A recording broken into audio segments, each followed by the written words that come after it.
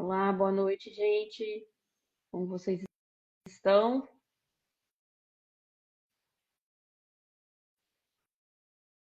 Hoje a gente vai falar sobre TDAH e transtorno bipolar.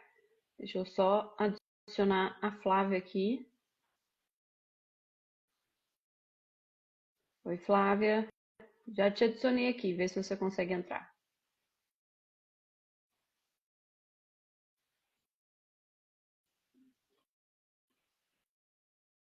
Boa noite, gente.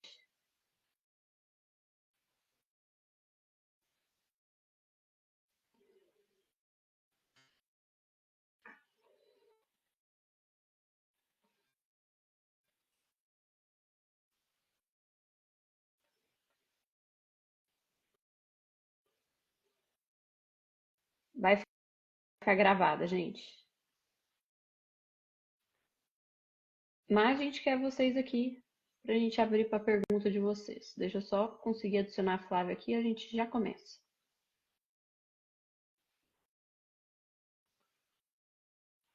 Olá, Oi, tudo bom? tudo bem, Flávia?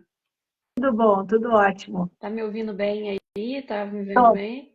eu não estou te vendo, mas vamos lá, Não, dá para ver. por que que você não tá conseguindo me ver? Eu até vou botar na outra tela aqui, e aí É, eu te enxergo pela outra tela, mas não sei por que mesmo. deixa eu ver se tem algum jeito de. É, o meu aqui tá normal, fica Tá, divididinho. então tá. Eu me vejo duas vezes, mas eu te enxergo também. E aí, Flávio, me conta um pouquinho o que que você faz, como que é a sua prática hoje aí, para o pessoal te Então, conhecer. então vamos lá. Bom, eu sou psicóloga, né? A partir de julho eu sou doutora em neurociências pela URGS, né? E trabalho basicamente com pacientes com transtorno bipolar e com TDAH, né? Inicialmente eu fui enfermeira por alguns anos, né? E aí Ah, eu que fiz uma legal. transição para psicologia.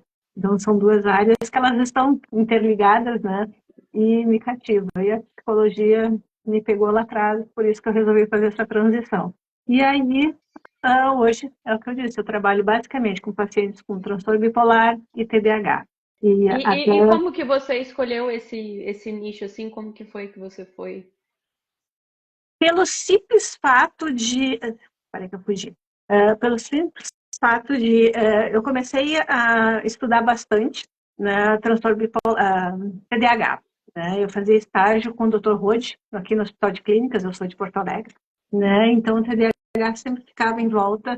Só que eu comecei a me deparar na clínica que tinha muita gente que procurava para avaliar, né, para fazer uma avaliação para ver se tinha TDAH e muitas vezes não era, Uhum. né? E aí foi indo, me envolvendo, é um assunto que começou a me cativar e eu fiquei nesses dois, né? Prefiro, digamos, conseguir ficar nesses dois nichos basicamente porque eles estão interligados, Uhum. né? Muitas vezes se confunde, eu acho que uma das coisas que a gente vai conversar também, né? E para conseguir fazer esse diagnóstico diferencial e não deixar tanta gente sofrer, né? Pensando num diagnóstico, daqui a pouco é outro, e tu bem sabe, né, como médica, a confusão que dá, né? E assim, como que você explica assim esse desafio de diagnosticar corretamente? Hoje a gente vai falar sobre transtorno bipolar e TDAH, mas assim, em termos dentro da psicopatologia, por que que você acha que é tão difícil fazer o diagnóstico? Por que que você acha que acontece tantos erros em diagnósticos psiquiátricos?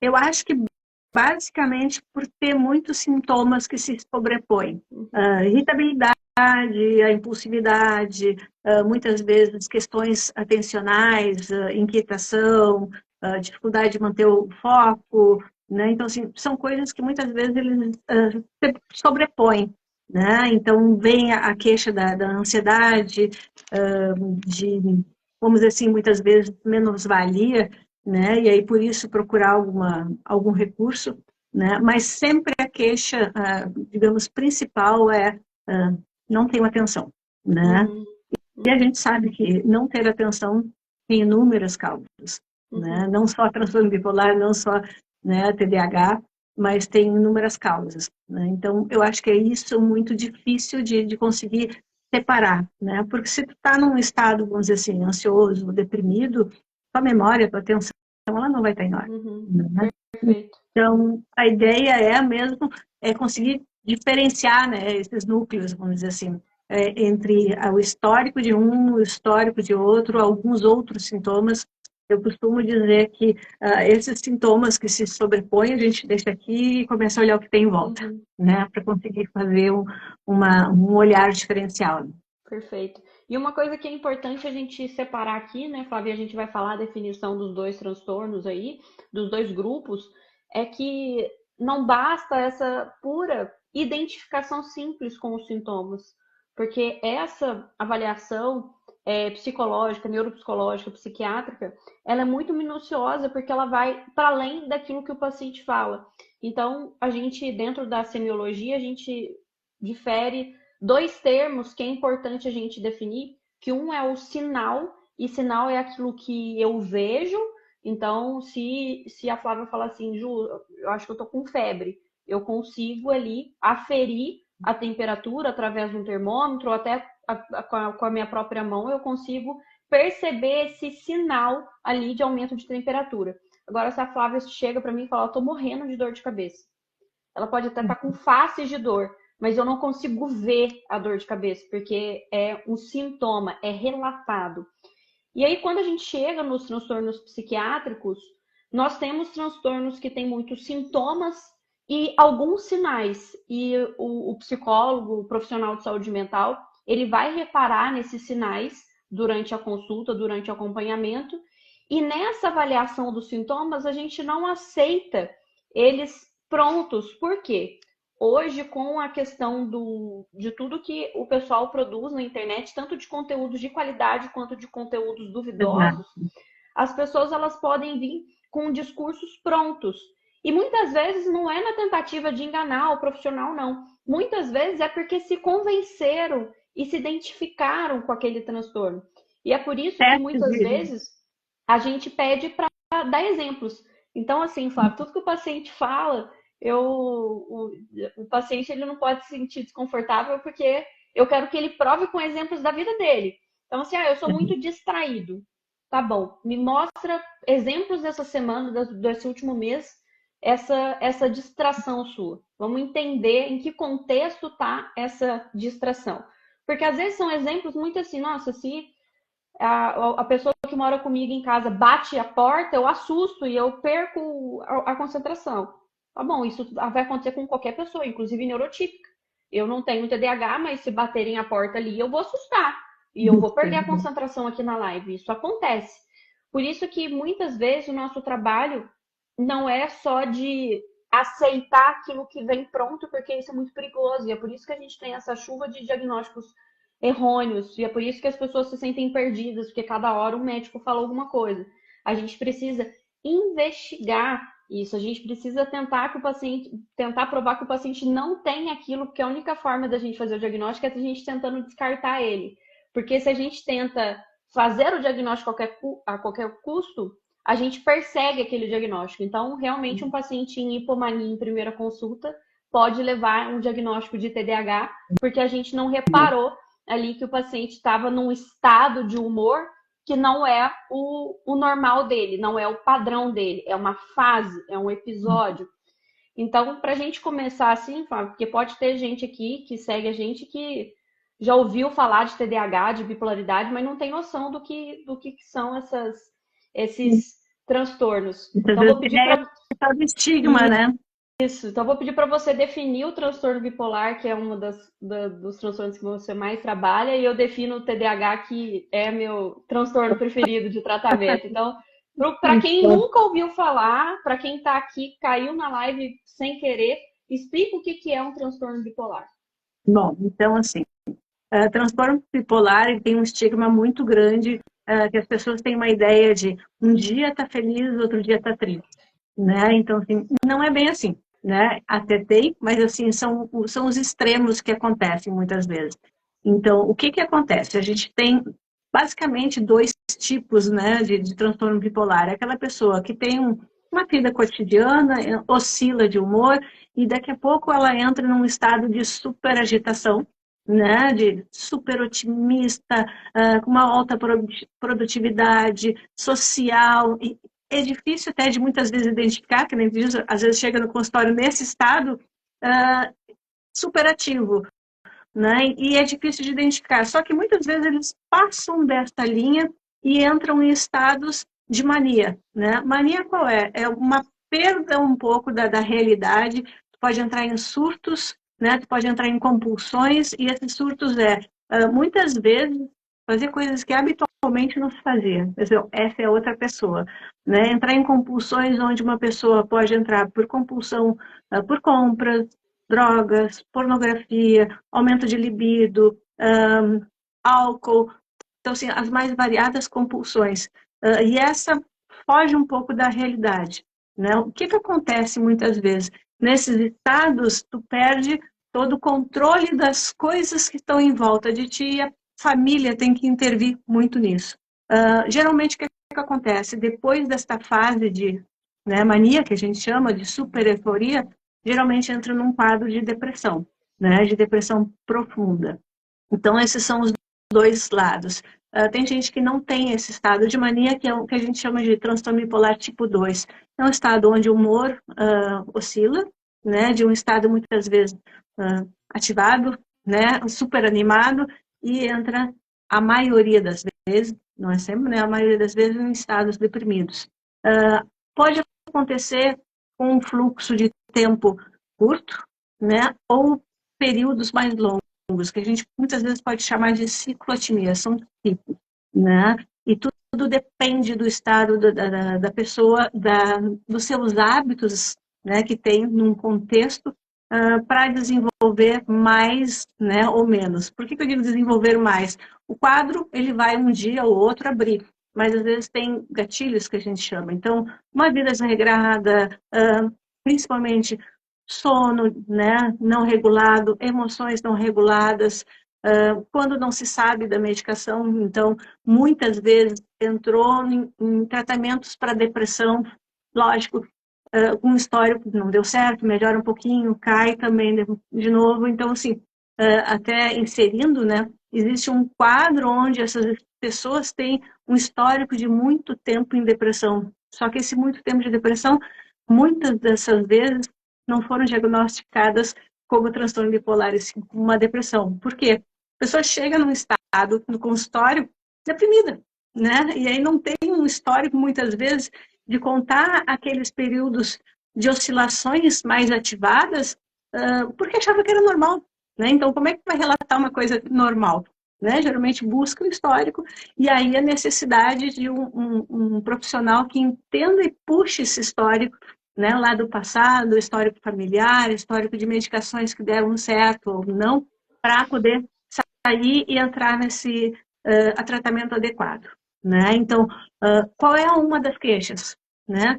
Pode acontecer que também é digamos, nesse meio termo, que é eu sempre digo, é o recheio do sanduíche, a maioria das vezes acontece de estados mistos, que a gente chama. Está com uma depressão, não tem força nenhuma, mas tem uma irritabilidade, tem uma raiva muito grande. Então, nesses momentos, às vezes também confunde de ser uma pessoa de temperamento forte, está deprimido, mas é temperamento forte porque ele tem um TDAH. Né? Está deprimido, mas ele tem um TDAH. Então, assim, são coisas que também vão se confundindo nesse estado. O que se busca, né, nesses estados oscilatórios? Entender o histórico da pessoa, entender, né, se tem quantas vezes ocorreram esses altos e baixos, que idade que aconteceu, né, o próprio, depois do teu território, né, saber também o histórico de vida lá na adolescência, infância, para entender esse fluxo, né, para quê? O quanto antes se descobrir, né, muito melhor é a busca dessa estabilidade, é a busca de conseguir um padrão, né, de humor, onde tu não esteja tão animado, mas não entrando em quadros deprimidos. Oscilando o humor, nós, humanos, oscilamos. Um dia a gente está contente, um dia está mais ou menos, mas dentro desse padrão, digamos, aceitável, poder identificar, né? Eu acho que também é uma coisa muito grande e importante, conseguir identificar quando esse humor estão passando no limite. Entender o que é tristeza, o que é depressão. E muitas vezes isso também se confunde. Né? Estou deprimida, de repente só está triste. Né? Então, muitas vezes tem esses, digamos, esses, oscilações de identificações com relação a é bipolar ou não é? Né? Eu oscilo, uma vez estou brava, te xingo, outra vez te amo. Nem sempre é isso. Nem sempre isso é transtorno bipolar. Tá? Tentei fazer um breve para botar a maioria dos pontos, né? Mas basicamente é essa oscilação de humor, que é muito complexa, né? Ela não é um padrão de uma coisa ou outra.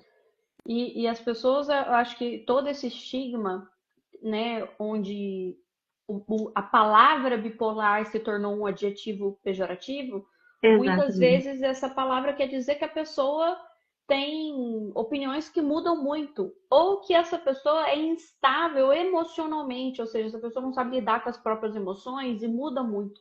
É muito Exato. diferente de tudo isso que você explicou, onde há um transtorno de humor e essas alterações de humor, seja para depressão, para hipomania ou para mania, são mais sustentadas, né? Elas duram dias ali, podem durar semanas, meses, e que apenas com uma anamnese muito detalhada, e provavelmente se você não é da área da saúde e está aqui e ouviu a explicação da Flávia, falou assim, nossa, mas é difícil, que complexo, e de fato é complexo.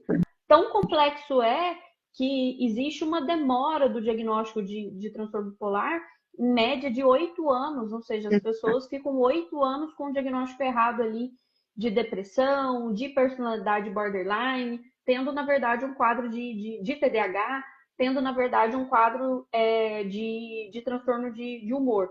Então, e esse erro diagnóstico, gente, pode ser feito, sim, por conta de uma anamnese feita muito superficialmente, mas ela pode ser feita porque, de fato, não há dados para que a gente possa fechar um diagnóstico de bipolaridade. Às vezes a pessoa ela só teve episódios de depressão e a gente não tem um familiar ali que tem um histórico, não tem um histórico ali de fracasso com os antidepressivos, né, de falha terapêutica. Então, às vezes, esse erro diagnóstico acontece porque, de fato, a gente não tem uma história ali que nos embase para o diagnóstico correto. Por isso que, às vezes, demanda tempo. E aí, até uma questão... Pode falar. Não, até esses momentos que a pessoa está mais ativada, ela considera isso como dias animados, um dia com disposição, né? Então, fica difícil também de mensurar que isso não está adequado, né? Sim, e nessa fase de hipomania, que é uma fase mais leve, né, do que a gente vê na mania, essa pessoa ela pode aumentar a questão da produtividade dela, ela pensa melhor, ela dorme menos e se sente bem, ela aumenta o desejo sexual, ela aumenta a sensação de bem-estar. Então, muitas vezes, essa pessoa não pede ajuda a ela, pedir ajuda. Geralmente, a família vê que aquele funcionamento não está legal, aquele funcionamento não está normal, que a pessoa está muito diferente, que ela está tendo prejuízo por isso. Então, é um diagnóstico, de fato, mais difícil de ser feito e possível de ser feito quando a gente vê na linha do tempo do paciente. Então, a gente consegue traçar, olha, com 20 anos teve a primeira depressão, depois com 22 anos largou a faculdade, quis fazer um mochilão, voltou cheio de ideias, depois já deprimiu de novo, depois deprimiu de novo. Então, a gente consegue ver essa oscilação quando a gente olha ali, né? A gente se afasta do momento atual do paciente e a gente vê toda a trajetória do paciente. E já no TDAH, a gente volta bem nessa linha do tempo e avalia essa infância. Então, entre 8 e 12 anos ali, na fase onde há uma cobrança maior na escola, no sentido de tarefa, no sentido de prova, no sentido de da criança ser testada, nesse momento, geralmente, o TDAH começa ali a aparecer para os pais. E de que forma que esse TDAH aparece para os pais ali na infância? É uma criança que não consegue ficar muito tempo prestando atenção em algo, então é uma criança que se distrai muito em sala de aula, às vezes os pais conseguem perceber que a criança não consegue ficar muito tempo ali assistindo um filme completo, porque logo ela já perde o interesse ou ela já não quer mais saber. É uma criança que não ouve o que a gente fala, a gente tem que falar várias vezes a mesma coisa, que senão a criança esquece. É uma criança que muitas vezes ela adia aquilo que não é tão prazeroso ali, ou que ela sabe que vai demandar muito esforço, então uma leitura, uma tarefa de uma matéria que ela não gosta. É uma criança que perde muito objetos e é um perder que vai muito além do que aquilo que é natural de outras crianças, né? Que é desproporcional em relação ao nível de desenvolvimento daquela criança. É uma criança que muito provavelmente, e eu estou falando provavelmente porque não é um critério diagnóstico, mas é o que a gente vê na clínica, pode ter dificuldades ali na escola, justamente por às vezes não conseguir ficar na cadeira prestando atenção, não conseguir ficar prestando atenção no que o professor fala. Então, é uma criança distraída. E muitas vezes as mães relatam e usam essa expressão, né? O fulaninho só não esquece a cabeça porque tá grudado no pescoço, ou o fulaninho é o mundo da lua, ele tem um mundo dele ali, ele fica viajando. Ele tá sozinho ali no mundinho dele e ele fica com essa sensação de estar um pouco perdido. Então, os pais, eles começam a ver esses sinais de desatenção e na hiperatividade aí, qualquer pessoa que convive com essa criança percebe. Essa criança, ela não consegue ficar parada, essa criança atropela os pais, ela fala por cima de quem está falando, adivinha o que o outro está falando. É uma criança que sobe nas coisas na casa, é uma criança que tem uma aflição com o tédio ali, ela não consegue ficar parada, ela tem que fazer alguma coisa o tempo todo. Então, esse quadro, ele pode ser apenas, a criança pode apresentar apenas esses quesitos da desatenção, ou a criança pode apresentar mais esse quesito da hiperatividade, ou a criança pode ter esse quadro combinado, tanto os aspectos da desatenção, quanto da hiperatividade e da impulsividade. E aí vocês podem estar pensando, não, mas eu sou adulto e eu sou TDAH e não sou isso aí.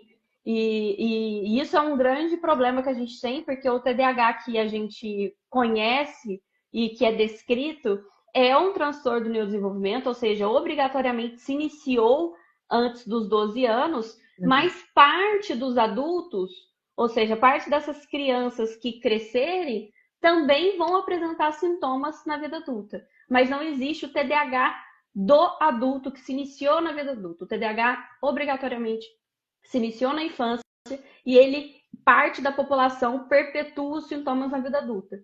Só que o adulto, por questões de normas sociais, a gente entende que não é adequado eu subir no sofá e ficar pulando no sofá. Não é adequado eu ficar batucando na minha mesa do escritório o tempo todo. Então, a gente vai se privando de alguma maneira ali aqueles comportamentos, porque a gente sabe que a gente pode ter ali consequências negativas. Então, essa hiperatividade do TDAH no adulto muitas vezes é mais interna. Então, com os pensamentos muito acelerados, a pessoa ela sente, né, que tem várias abas ali, como se fosse um computador, várias abas abertas ao mesmo tempo. E isso é extremamente cansativo. E aí essa pessoa que chega com a cabeça muito hiperativa, pensando várias coisas ao mesmo tempo, ela chega no consultório da Flávia e fala o seguinte: Flávia, eu tô ansioso. E não tem nada de ansiedade nisso. Não existe uma preocupação, não existe nada catastrófico ali, não existe um pensamento antecipatório da ansiedade. Existe, na verdade, uma hiperatividade mental. E quando eu falo isso, a pessoa que chega pra gente, ela não tem obrigação nenhuma de saber esses termos e de saber nomear certamente os termos. A pessoa pode chegar triste e falar que ela tá deprimida. Cabe a nós, que somos profissionais, a destrinchar aquela queixa de, sabe, o que é deprimido pra você? Ah, briguei com meu marido, não tô legal. Ah, então você tá triste hoje porque você brigou com seu marido. Cabe a nós fazer essa tradução. Então, para vocês verem, né, que novelo que a gente está tentando puxar aqui com vocês, que são dois diagnósticos que você ouviu na explicação na Flávia e ouviu na minha TDAH, foi junto, não tem nada a ver. Uma, você falou que vai começar ali na vida adulta, o outro começa na infância, um oscila o humor e o cara fica até mais deprimido do que eufórico, o outro tá mais eufórico do que qualquer outra coisa, e parece que não tem nada a ver. Só que tem algumas características que se sobrepõem. Tem alguns sintomas que não são nem parecidos, que são iguais. A desatenção, a distraibilidade do paciente em hipomania ou com sintomas mistos é igual à distraibilidade do TDAH. É a pessoa que ela se perde ali com estímulos externos facilmente. A impulsividade é muito parecida também. Então, tem sintomas que eles são iguais. E aí que entra a questão, né, Flávio? Porque eu vou jogar bomba para você, a parte difícil eu jogo para você. Como que a gente diferencia esses sinais, esses sintomas que se sobrepõem, que são iguais entre o TDAH e o transtorno bipolar? Existe até, como eu disse, né, muitos sintomas que se sobrepõem, até a própria queixa, né, de ansiedade. O que que é ansiedade, né? O que que é tô deprimido? Às vezes também vem, né? Eu acho que também no teu caso, a pessoa está deprimida porque errou várias vezes, esqueceu várias vezes e entra num processo, né? A mesma coisa acontece também no transtorno bipolar, né? Então, o que que acontece de sobrepor? A gente dá uma olhada nesses sintomas, ver o histórico de como é que está acontecendo isso, qual é a origem, né? Que é a origem dessa tristeza, dessa depressão, dessa ansiedade, dessa falta de atenção, em que momentos que eles estão, se são momentos em locais e datas específicas, né? Todo aquele histórico, e aí também vai olhar o que tem no oposto, né? Quais são os outros sintomas que não estão sobrepostos, né? Para quê? Porque tem essa parte que está em comum e tem outras que não estão. Então, esse vai fazer um diferencial, ou até mesmo, possa ter as duas coisas, né? Não dá, não tem essa, né, essa exclusão, ou uma coisa ou outra. Um é um transtorno de neurodesenvolvimento, outro é um transtorno de humor. Então, às vezes, a dificuldade, né, que cabe muitos muitas vezes é descobrir isso, se tem as duas coisas mesmo, né, ou não, às vezes pode ter um terceiro, como tu falou, às vezes pode ter uma queixa de ter borderline, né, um diagnóstico de borderline, que também muitas vezes tem essa questão atencional, a questão de desregulação emocional. Então, identificar que tipo de desregulação emocional, qual é o gatilho dessa desregulação, qual é o gatilho dessa desatenção nos momentos, até porque, aí eu te repasso, né, a bomba, poder tratar e medicar adequadamente é uma situação muito complexa, porque dependendo da medicação, tu pode abrir um quadro, né? Vamos dizer, pega um profissional que acha que toda essa agitação seja só TDAH e vai lá dar um psicoestimulante. Só que a pessoa, né, tem transtorno bipolar. Ela pode entrar e desenvolver e abrir o quadro de hipomania ou de mania, né? A mesma coisa de estar deprimido e entrar com certas medicações que também podem, né, abrir o quadro de transtorno bipolar em função da medicação, né? Não é que gere, né? Isso tem que deixar bem claro. Uma medicação não torna alguém, né, com transtorno bipolar. Ela abre um quadro de uma predisposição, né? Exato. Pode ser por um gatilho emocional ou pode ser até mesmo por uma medicação. E por isso o cuidado, por isso a necessidade de entender bem. E aí você falou alguns pontos importantes aqui que vale a gente recapitular, que primeiro a gente faz esse diagnóstico diferencial olhando para os sintomas que os diferenciam.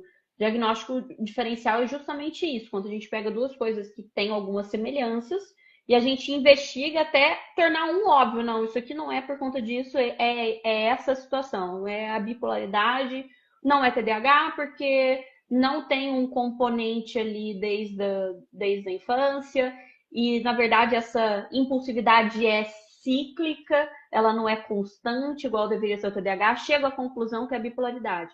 Bacana. Isso foi um diagnóstico diferencial. Mas tem também a situação, que a Flávia bem colocou, que pode ser a questão de ser uma comorbidade. Comorbidade é aquilo que anda junto, é quando transtornos eles são diagnosticados, inclusive pode ser diagnosticado conjuntamente, mas é quando a pessoa tem mais de um transtorno ou mais de uma doença. Né? A pessoa tem pressão alta e diabetes, a pessoa tem bipolaridade e TDAH. Isso é uma comorbidade. E aí, quando a gente faz esse diagnóstico de comorbidade, pode ser que a pessoa já chegue, né? De Flávia, eu tô mal, tem momentos que eu tô ali gastando dinheiro super bem, querendo namorar todo mundo, e tem momentos que eu tô deprê, e eu lembro que na infância eu tive diagnóstico de TDAH, eu tomava Ritalina e eu ficava até bem. Eu não sei se esse TDAH, e aí não. Aí a pessoa tem TDAH e, na verdade, ela está abrindo um quadro de bipolaridade que independe desse TDAH. Né? No caso, não tem uma confluência genética. Então, essa pessoa tem essa comorbidade.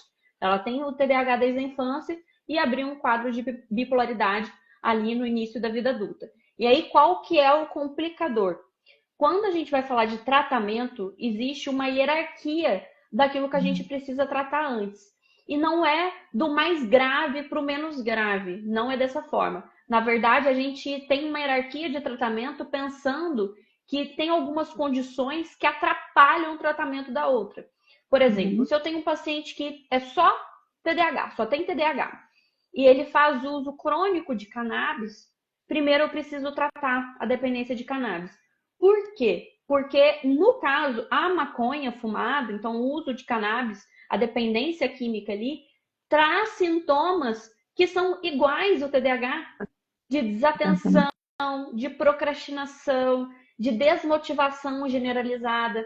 Então, antes até que eu possa falar que essa criança, que esse adolescente, que esse jovem adulto tenha TDAH, eu preciso tratar antes a dependência de cannabis. E aí eu tratei, o paciente está sem cannabis. E aí o que eu vou ver? Não, esse paciente, ó, a mãe é bipolar, esse paciente está deprimido faz tempo, não responde com antidepressivo. Primeiro eu vou tratar o transtorno de humor. Depois eu vou tratar o TDAH. Porque justamente eu preciso de um humor estável para eu considerar o uso de estimulante no transtorno bipolar, justamente para não ter esse risco de eu colocar uma medicação que eu jogo lenha na fogueira ali. Eu coloco estimulante num paciente que facilmente pode ciclar, ou eu facilito essa oscilação de humor desse paciente. Então, olha que difícil. Primeiro a gente tem um desafio diagnóstico. Depois eu tenho um desafio da questão terapêutica. Porque se o paciente tem TDAH e transtorno bipolar, eu não posso tratar tudo ao mesmo tempo. Mesmo que o paciente tenha mais queixas do TDAH do que da própria bipolaridade. Eu preciso respeitar essa hierarquia do tratamento. Por isso é muito importante, gente, quem está aqui e faz acompanhamento, que eu brinco com meus pacientes que se eles não gostarem da minha consulta ou não gostarem de mim por algum motivo, que eles devem procurar outro profissional. Porque quando a gente fala de transtorno, principalmente transtorno bipolar, né, que é uma questão crônica, que a pessoa vai ter oscilações durante a vida, é importante que você case com um profissional que vai te atender. Porque mesmo que você não esteja em uso da medicação, eu falo, Ju, mas eu tô eutímico, eu sou ciclotímico, eu tô eutímico e nem uso, ou uso uma subdose de lítio ali e quase não tomo medicação mais.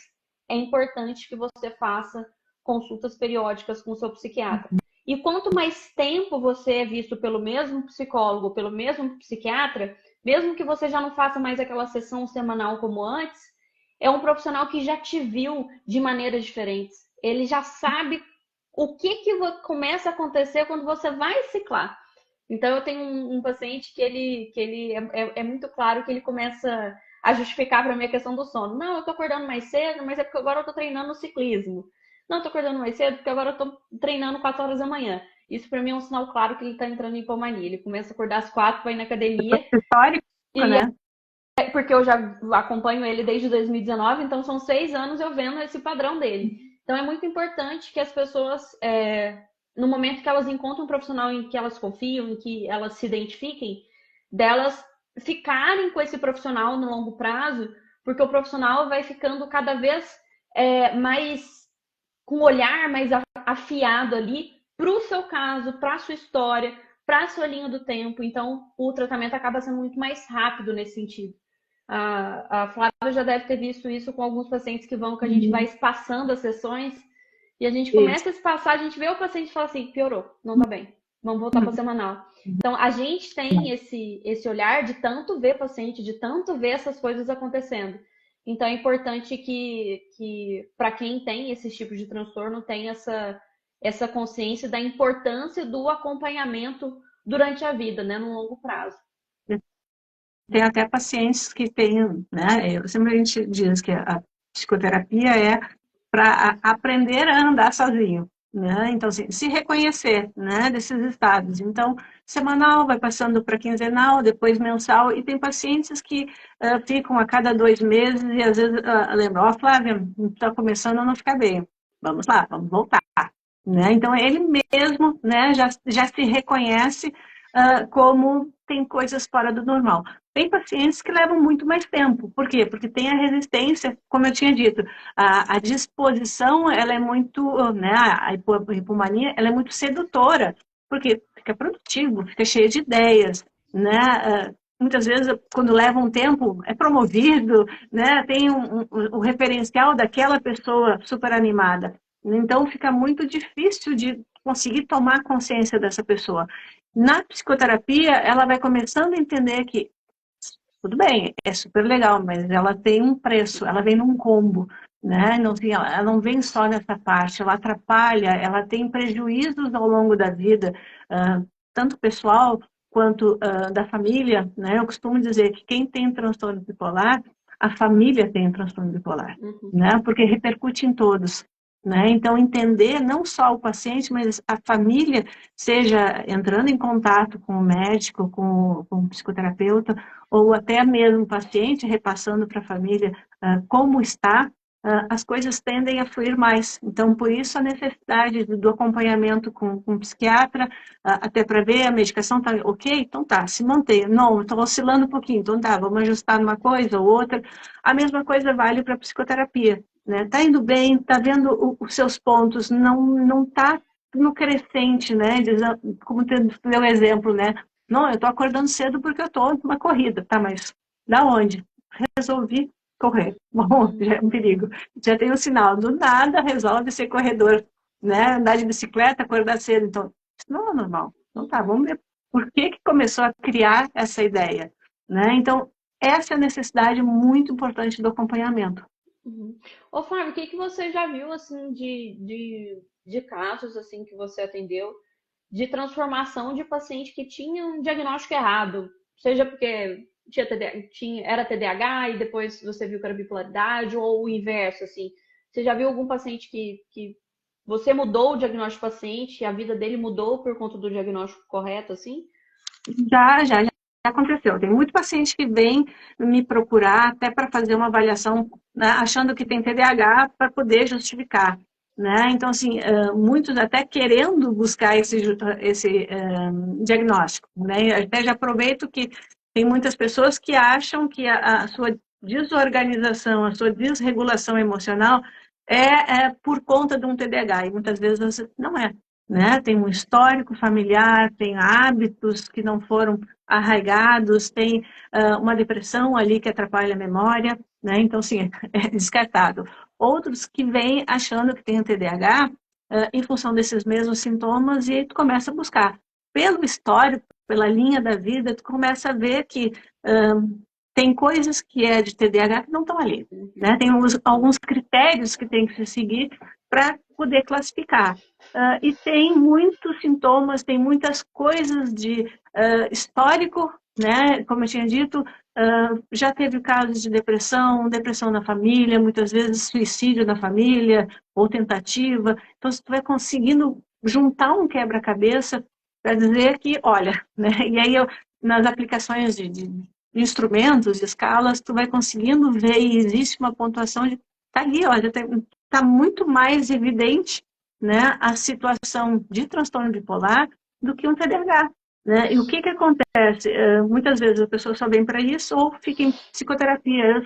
Mudou, porque foi lá no psiquiatra, levou, né, a avaliação e ele mudou e começou a me dar uma medicação adequada. E fez uma transformação, porque começou a tomar uma medicação adequada para a situação.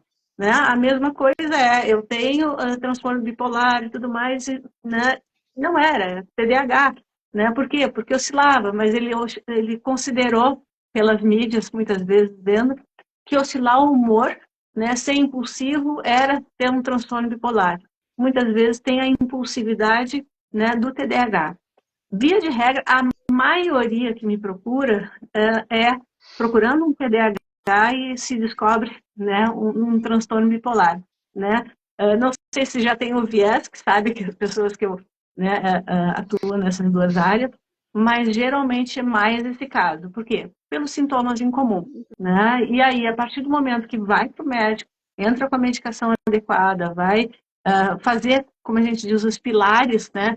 Exercício físico, regular o sono, né? Entrar com a medicação certa, psicoterapia, alimentação, né? Aí começa a entrar num crescente de melhora. E aí se justifica muitas vezes nesse caso. E aí tem uma questão que me intriga, assim, Flávia, e principalmente nos últimos 3 anos, assim, que a gente teve esse boom, né, relacionado ao TDAH, a gente não teve aumento do número de diagnósticos no sentido de epidemiologicamente falando, né?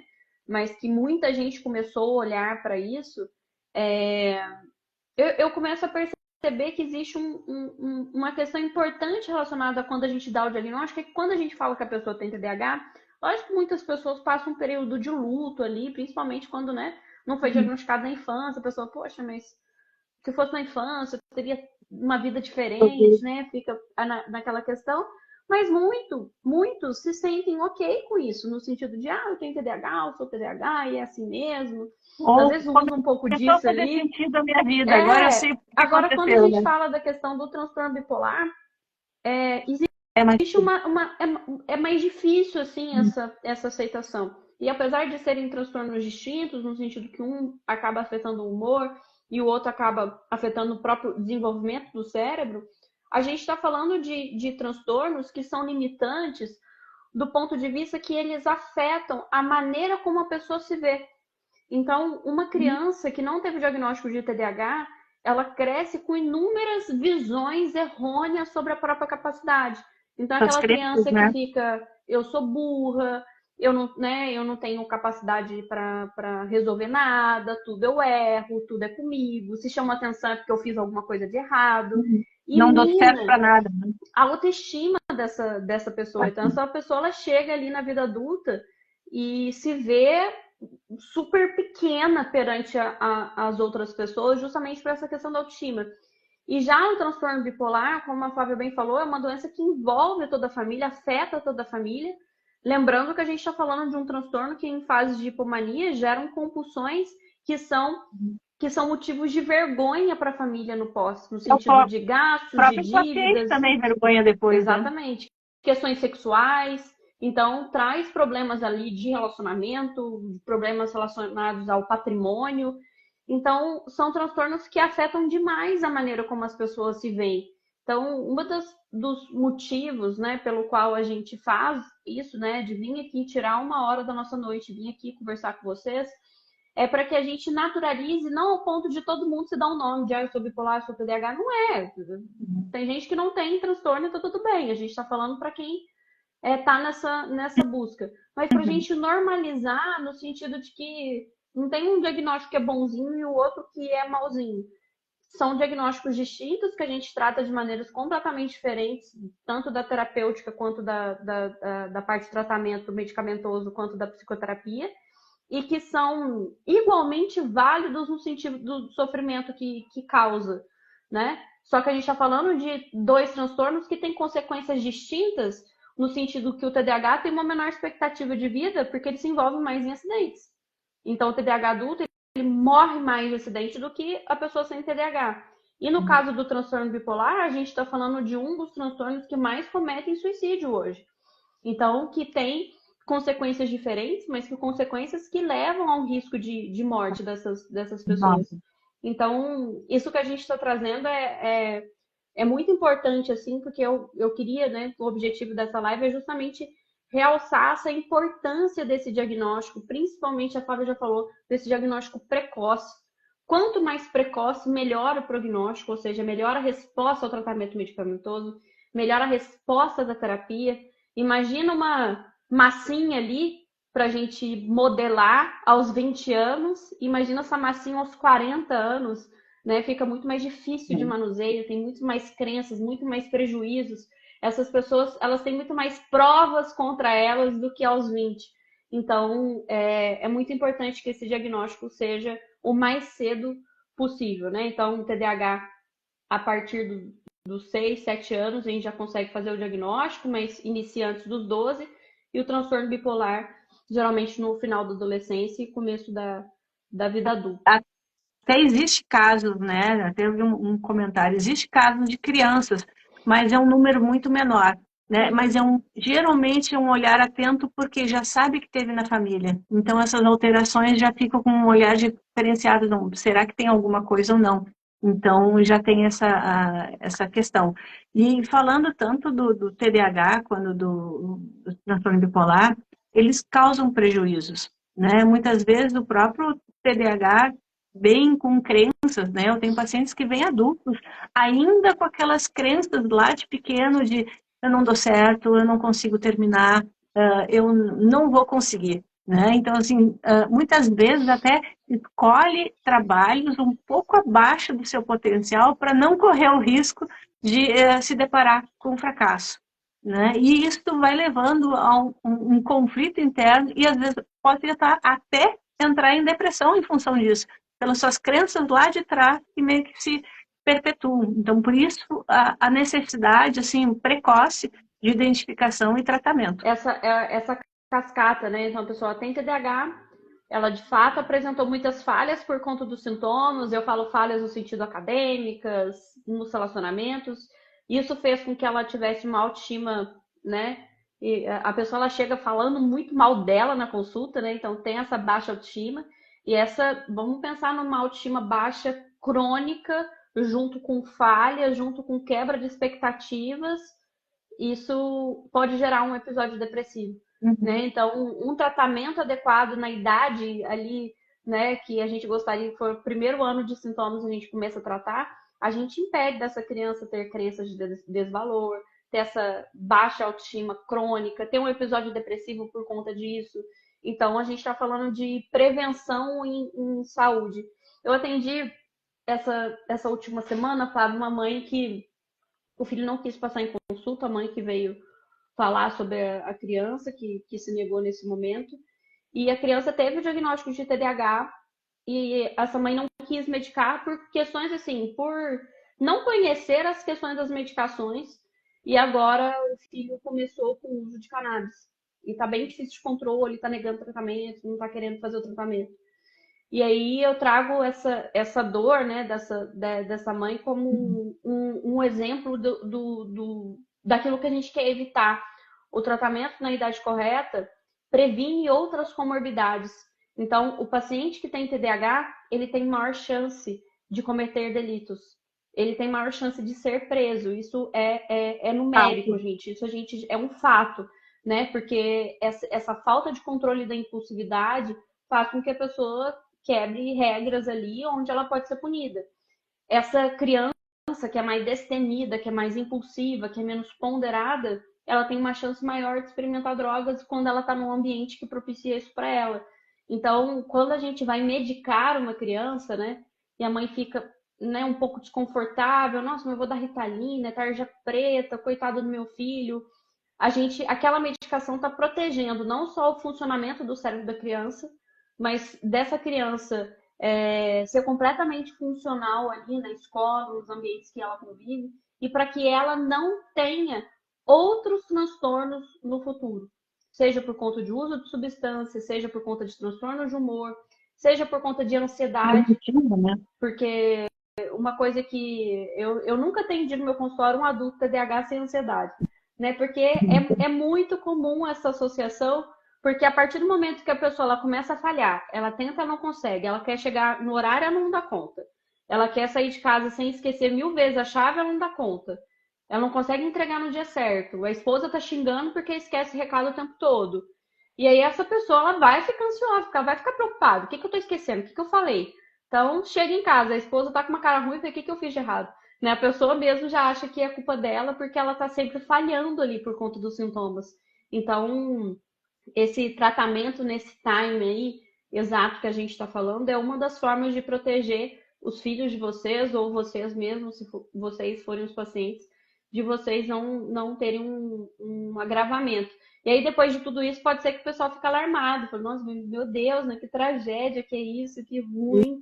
E não é tragédia, né, Flávio? Muito pelo contrário, assim, queria que você pudesse trazer, assim, algum caso, alguma coisa que você percebe do quanto que o tratamento correto, a medicação, a terapia salva, assim, a vida dos pacientes. Com certeza. Até, assim, são duas observações até que, às vezes, já veio pacientes para mim, não é uma coisa incomum, de pacientes acharem que, além de TDAH, eles têm toque, né? E ansiedade, toque. Só que o que aconteceu? Por eles errarem, por eles esquecerem muitas coisas, eles criam rituais para não esquecer, né, dessas chave, por exemplo. Bom, tem que ser a chave, eu vou verificar se eu fechei a porta da cozinha, né? Não como um ritual de fechar, mas Eu sei porque já aconteceu de eu deixar a porta aberta, já esqueci o fogão ligado, então eu vou verificar. Eu deixei o ar-condicionado ligado 3 dias, porque eu tinha ido viajar e esqueci. Então, assim, muitas vezes acha que tem esse ritual de controle porque é toque. Não, é um medo de errar. Uhum. Então, eu tenho uma autovigilância. E essa autovigilância, essa hipervigilância, leva a um estado de ansiedade muito grande. E aí, a menos-valia. É um Né? ritual, mas é um ritual egossintônico. A pessoa ela faz isso porque ela sabe que ela vai esquecer se ela não fizer. Então, Exato. tem aquela coisa de bater. Nossa, eu ouvi isso, tipo assim, eu bato a mão no bolso direito, tá a chave do carro, esquerdo é o celular, atrás na bunda tem que ser a carteira. E não pode mudar, porque se mudar eu vou Exato. esquecer. Então, tem esses rituais que nada mais são do que adaptações que essa pessoa fez durante a vida para que ela fosse mais funcional. Então, tudo Uhum. que a pessoa ela faz para ela não ter prejuízo são adaptações que ela fez até a vida adulta. E o tratamento muitas vezes faz com que a pessoa ela tenha essa percepção do quanto é difícil ela viver a vida dela tendo sintomas. Porque ela se Uhum. adapta tanto ao ponto dela nem notar mais aquele incômodo. Então, pensa quando a gente põe uma calça que está apertando assim a barriga, um zíper que está apertando.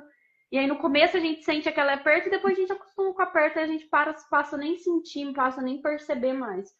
Os Uhum. sintomas são assim também. Tem momentos que, por mais que trazem prejuízo, você não sente mais aquela dor, aquele incômodo que era tão aparente no começo.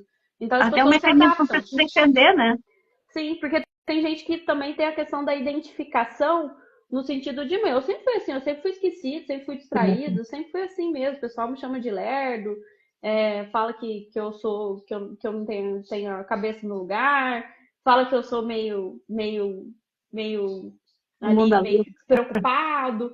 Então, essa pessoa ela vai se identificando como se ela fosse assim. Na verdade, o transtorno deixa a pessoa assim, né? Uhum. Já aconteceu muitos pacientes, primeiro da gente vai psicoeducando, né, em função disso, e de esquecer. Então tá, como disse, bolso, né, chave de um lugar, chave do outro, e tinha um paciente até que assim, uma paciente mulher, então ela comprava sempre as bolsas que tivessem bolsinhas do lado de fora. Por quê? Um lado era chave e o outro lado era celular ou alguma coisa. Então podia, a gente brincava, podia estar faltando luz, né? Não lembrar onde é que guardou a chave, sabia que estava lá. Né? Por Uhum, quê? Porque muitas vezes esses pensamentos são automáticos, né? Largou o óculos, onde é que eu larguei? uhum, Né? Então, vamos criar rituais. Vai guardar o óculos? Então tá, sempre dentro da bolsa. Vai chegar em casa, a chave vai estar ali. Né? Porque às vezes acontecia, né? Até essa mesma paciente, levava horas para procurar a chave da casa que ela não sabia onde que tinha uhum. largado, porque entrou largando bolsa, largando tudo, e na volta não conseguia. Então, criar esses rituais que não são toque, né, mas rituais até de autogerenciamento, né, para conseguir ter um pouco mais de qualidade de vida e saber que está no controle. A mesma coisa já aconteceu a alguns pacientes de tão esquecidos que eles esqueciam de tomar Ritalina, Uhum. né? Então, assim, criar rituais para, bom, eu vou acordar e toda vez eu acordo e vou tomar café. Então tá, do lado da xícara Uhum. tem a caixa da Ritalina, ó. Ah, eu esqueço, então tá, eu tenho mochila, então tá, tu vai deixar uma cartelinha na mochila, porque se tu saiu e esqueceu, tem lá a tua reserva. Ou se tem um escritório, deixa umas lá. Então, para quê? Para começar a saber que se eu sair e esqueci, eu tenho outro recurso.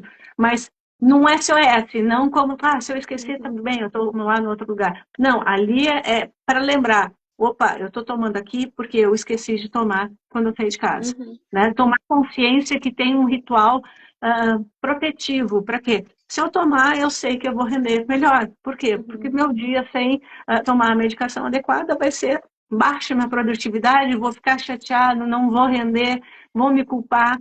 Então, assim, entrar nesses aprendizados de autoconhecimento, de autogerenciamento, diminui os danos, diminui os prejuízos. E o mesmo vale também para o transtorno bipolar, né? Tu tem rotinas para fazer, tu tem um exercício para fazer, então não é um dia eu vou fazer de dia, outro dia de noite. Não, qual é o teu horário? Qual é o teu ritual? Por quê? Porque tu vai criar um ritual para acordar. Tu precisa acordar pelo solar, para o teu dia, Uhum. né, render melhor.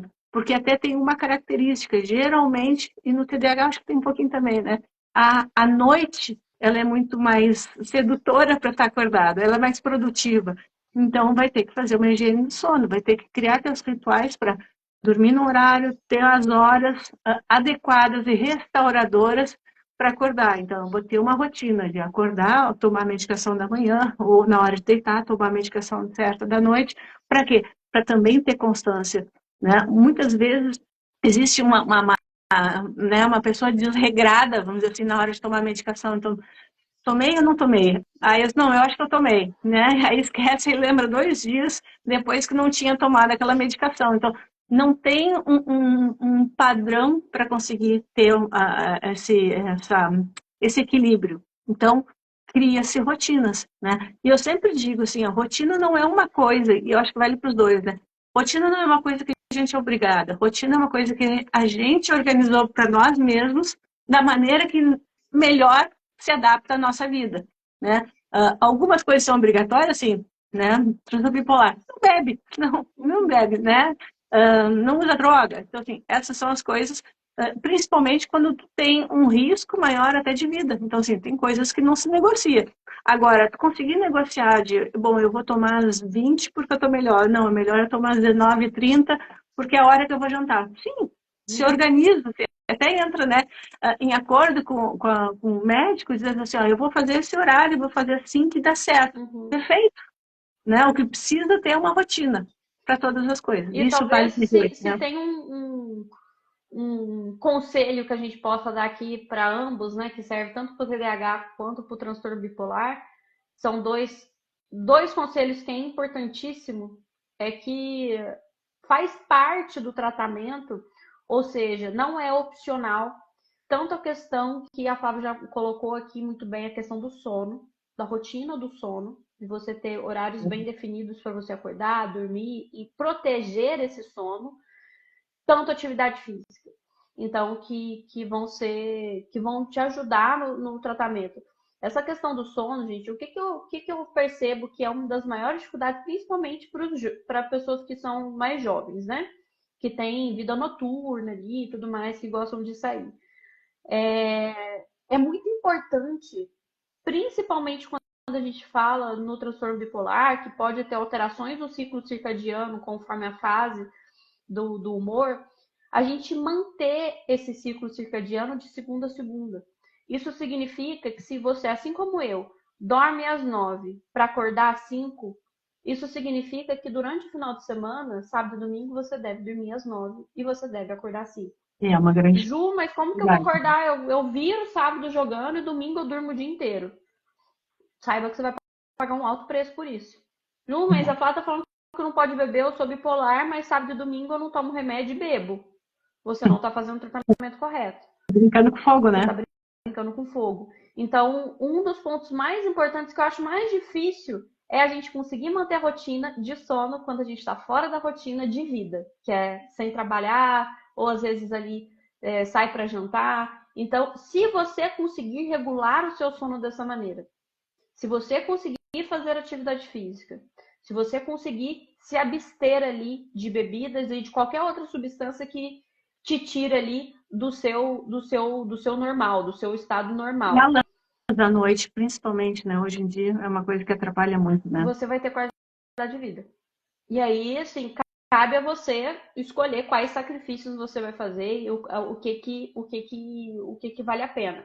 Mas a partir do momento que você atinge a estabilidade com esse tipo de rotina, e eu estou colocando aqui o exemplo de 9 da noite e 5 da manhã, pode ser que para você seja 11 da noite e 7 da manhã, não tem problema.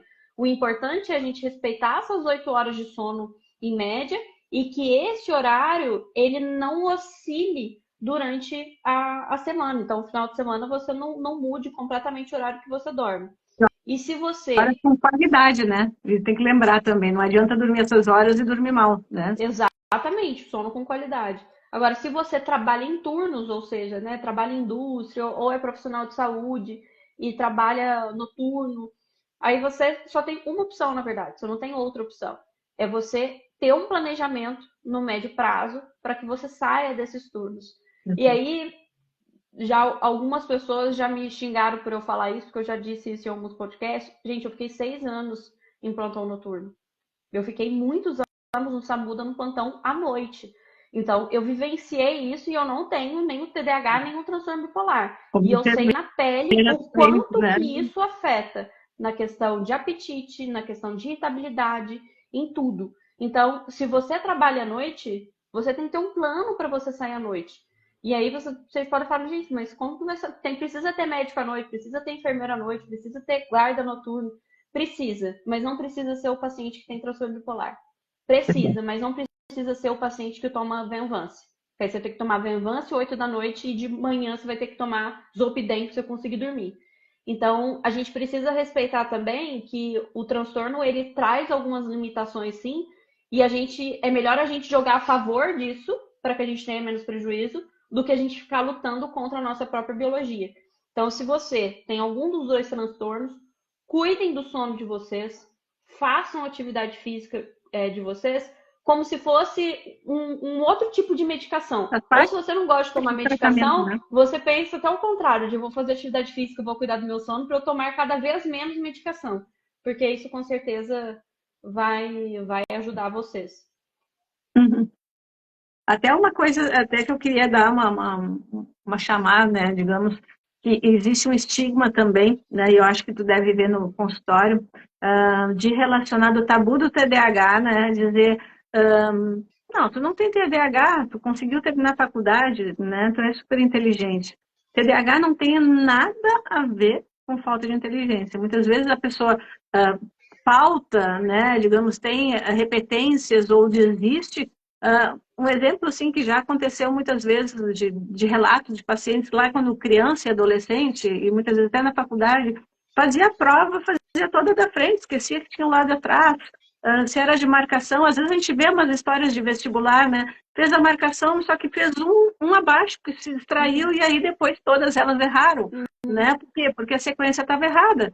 Né? Então, são essas coisas de ter que entregar o trabalho e não entregou, ou entregou na véspera, e lógico, não estava de tanta qualidade, algumas vezes até faz, né, bem, mas vem a frustração de, putz, eu podia ter feito melhor. Né? Então, a inteligência e TDAH, né, são coisas que a São pessoa pode ter diferentes. muita ou Sim, não, independe. Né? independe. Perfeito, Flávio. Acho que a gente conseguiu Eu acredito abranger que... bastante coisa aí relacionada a esses dois transtornos que a gente atende bastante. Uhum. Então, para o pessoal que ficou com pulga atrás da orelha, falou, não, depois da explicação parece que eu estou mais confuso, não tem problema. Né? Use a Busque, caixinha, né, por favor, né?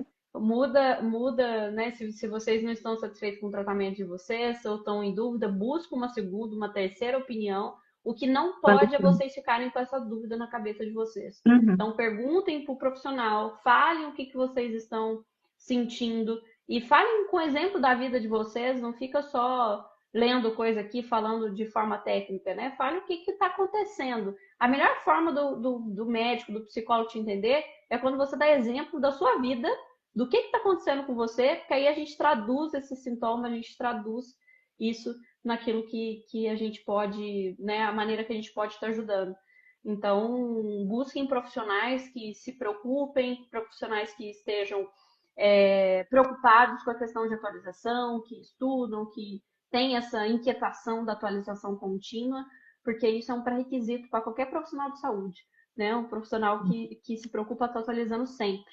Então, me coloco à disposição para atendimento, sei que a Flávia também, né? Uhum.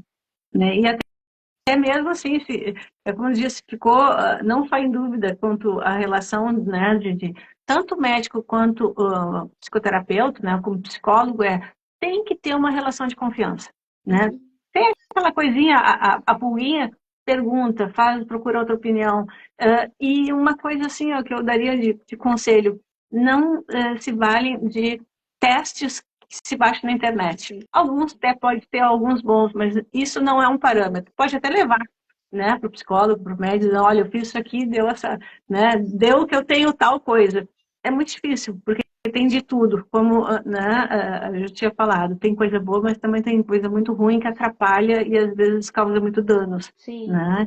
E, buscar sempre o profissional para fazer o diagnóstico, né? exato, e me coloco à disposição e qualquer dúvida, usem e abusem da caixinha. Perfeito, perfeito, Flávio. Muito obrigada aí pela Obrigada a todos parceria também. e a gente marca mais para frente mais aí para falar de bipolaridade. Com certeza. Então tá bom. Um beijo, gente. Tchau, Tchau, tchau. tchau.